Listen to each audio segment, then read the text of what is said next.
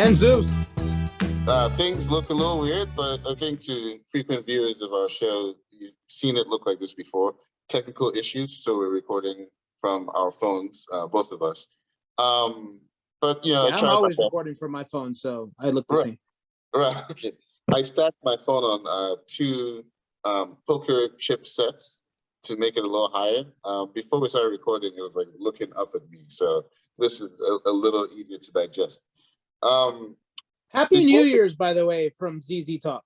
Yes, Happy New Year, everyone. It's as usual. It's been 2 months. I think that's going to be our thing. We record 6 shows a year.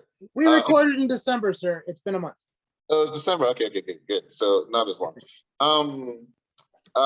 Normally, when we have in memoriams, we usually do that before the show, and then we start our show.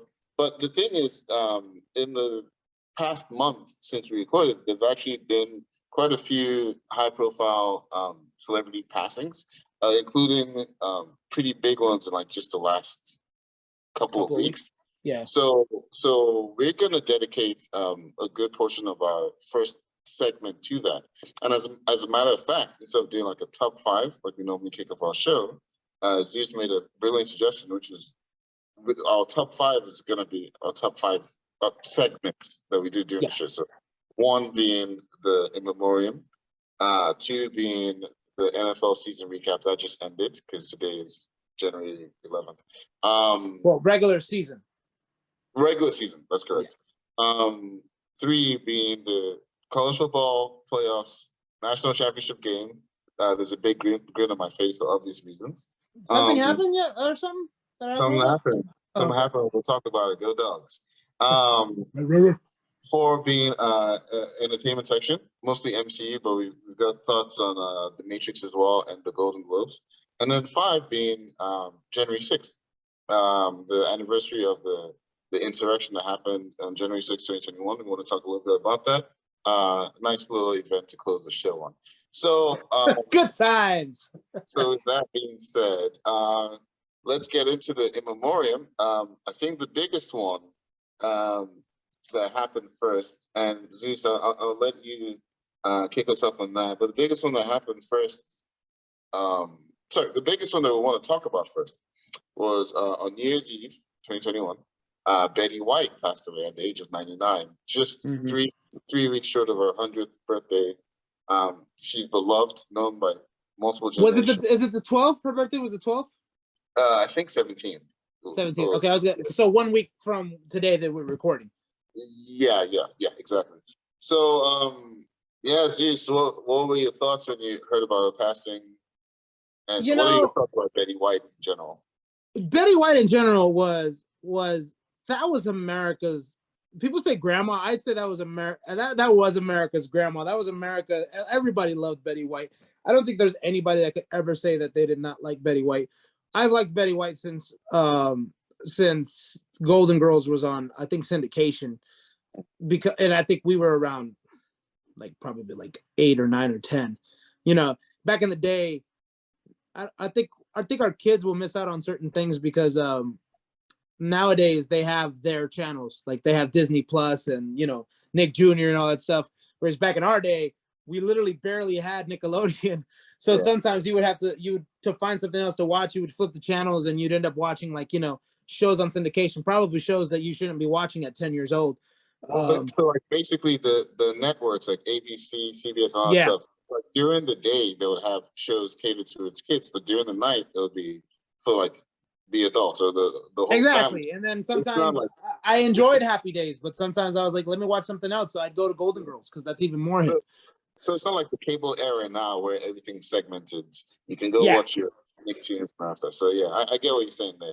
Yeah, so that's when I first got to know about Miss Betty White, and then every single time you'd see her on camera, it was always a good time.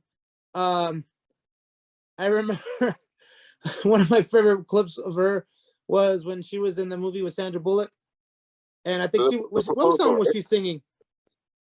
I think it was Get Low. Probably. It was a hip hop song, but she was singing around a fire, so it was pretty cool.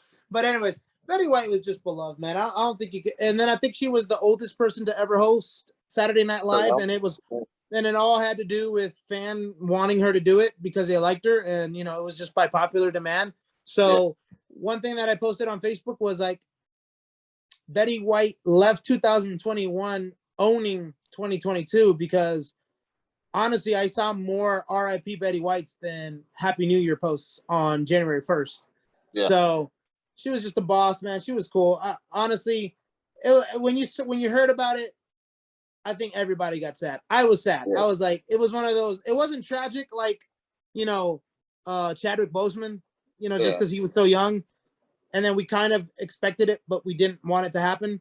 So it was just more along those lines of like, when you know that some like a grandparent's going to pass away, you're sad and you're going to miss them, but it's not unexpected. And this one was just sad, man, because she was so cool. Yeah. And so I got to know of Betty White later in life, like in my later years. I think the first thing I probably saw her in was The Proposal. I hope I'm getting the name of the movie right. It's Ryan Reynolds and Sandra Bullock. And she was hilarious in that. But my first like real like I guess noticing of Betty White was SNL, which you mentioned. I'm a frequent watcher of SNL, and I do remember when she hosted. She was hilarious, sharp wits. I think she was like 92 at the time, or I think she was already in the 90s, or maybe late 80s when she hosted. She was up there, yeah. But, sharp wits, very funny. Even just the week before she died, she posted something about Ryan Reynolds having a crush on her or something, because like they have like this celebrity feud going on that's like funny and stuff. Yeah. So it was. There's this whole thing that used to go on where people always say that, man, they're always so scared whenever they see a news article and there's a picture of Betty White, like, are you saying that she's dead?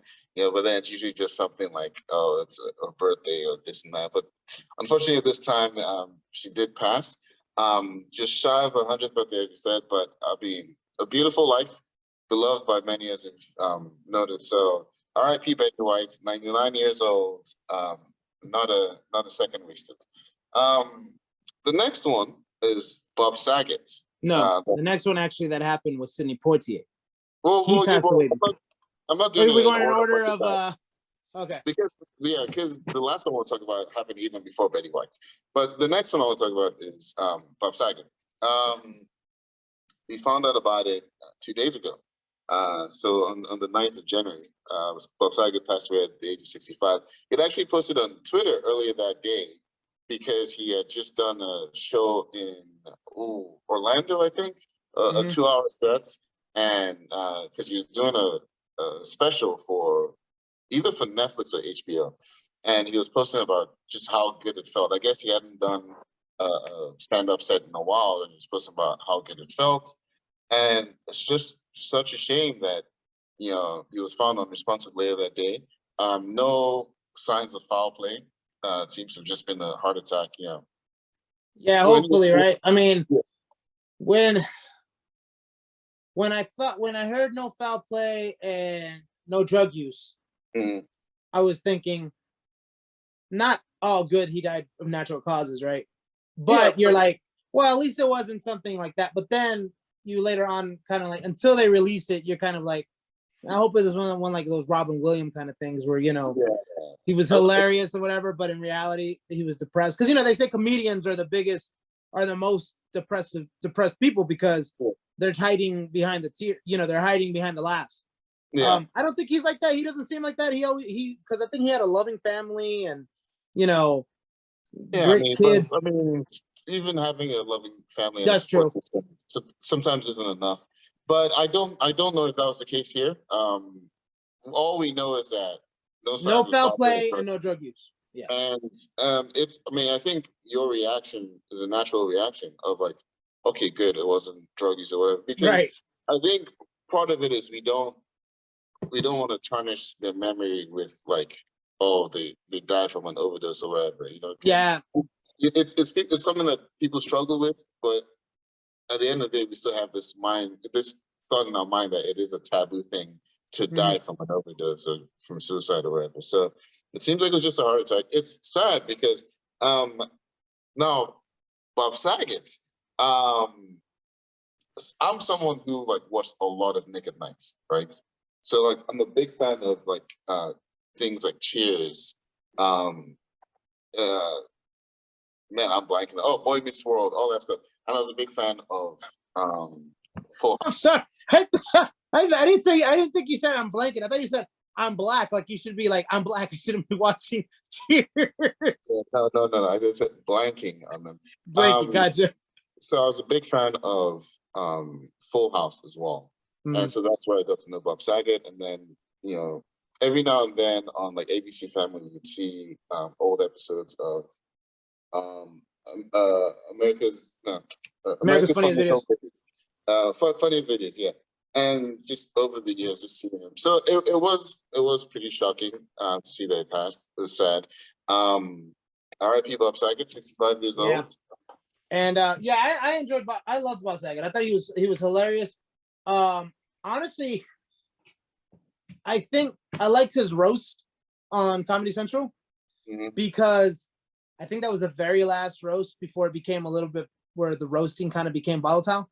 I don't know if you kind of got that idea that it became a little bit volatile later on with like, you know, the Donald Trump one and the other people's, like, it just become volatile. So that one was fun because you could just see people were just making fun of friends. Yeah. And then he was also really hilarious the very few times he was on Entourage. I don't know if you ever saw Entourage, but he was really funny on those. So he was beloved, honestly. And the funny thing is, he was a dirty comic, which actually was always so surprising, you know. Yeah, we know him as, you know, the dad and doing the corny host on America's Funniest Videos, but in reality, he's a raunchy comic. Yeah. So R.I.P. Bob Saget. R.I.P. Hey, hold on, I'm gonna pause for a second. Okay. All right, so we're back. I had to pause for a quick second, but and I wanted to bring you back to one real quick thing about Bob Saget that we forgot to mention. He was also the narrator of what's it called? How I Met Your Mother. Yes, correct. Yeah. Okay, so yeah, that's where we left up before we stopped recording. R.I.P. Bob Saget. But the other person is Sidney Poitier, which I think he was way before a little bit before our time, but his impact it still resonates even now. Because I don't know if you do this, but I instantly, every time I think of Denzel Washington, I for some reason think of Sidney Poitier. I don't know if it has to do with the impact of the way the impact of Denzel has with our community. I mean, our generation, and Sidney Poitier maybe had to his generation. But considering the fact that, you know, Sidney Poitier was the first black actor to win was it the best actor? Yeah, right. Was he the first black actor to win an Oscar? I want to say best actor. Best actor, right? And then of course Denzel followed that up later on. And then after Denzel, you know, I think Jamie Foxx was a couple of years after that too. So it's kind of like, you know, maybe it's getting better. But yeah, that's one thing. Sidney Poitier to me kind of is one of those like classical.